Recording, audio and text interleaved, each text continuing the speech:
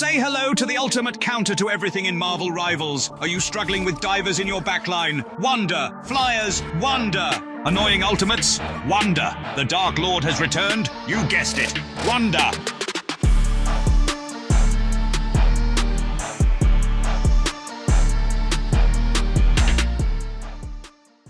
Wonder gets a lot of hate in the community for being an easy hero to use. To be fair, that is generally a correct sentiment. However, there is a difference between using an easy character to get 1 or 2 kills to avoid dropping donuts, and using them correctly to absolutely dominate lobbies. This character's versatility allows her to be effective against pretty much any composition or character that the opposing team uses. You can use Scarlet Witch as a damage dealer between the front and back line, allowing you to peel for support players. You can take opportunities to flank or to even take out pesky human torches. I am not going to delve deep into specific damage numbers or things like that.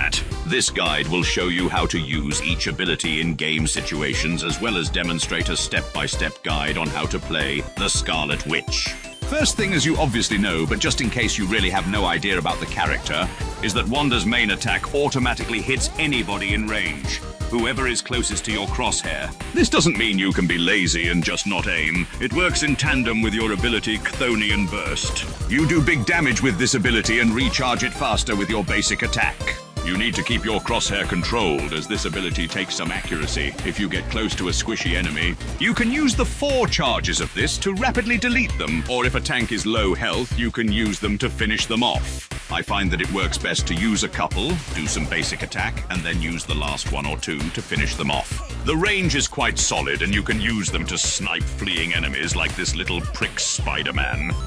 When teamed up with Strange, Chthonian Burst now works a bit differently, where you can release a massive magic barrage, which is good for dishing out damage to tanks or grouped up enemies. The stun is self-explanatory. Shoot it and press again when it reaches the distance you want it to. This causes a double stun a few moments apart, and is good to either escape or deal unchallenged damage to the enemy. The Mystic Projection ability is the game changer. You use the phase for so many different situations, so you need to manage the cooldown of this ability. You can use it to reset fights when divers jump on you. You can see in this clip that after the Black Panther used his spear, I was able to reset the fight and take him out after phasing out and taking height advantage. It can also be used to sneak up on flying characters like Ironman.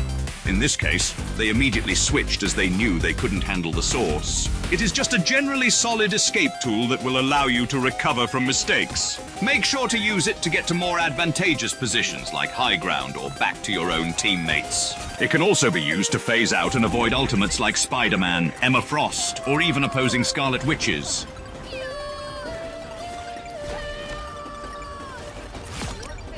Her ultimate is... Sometimes may be good, sometimes may be shit.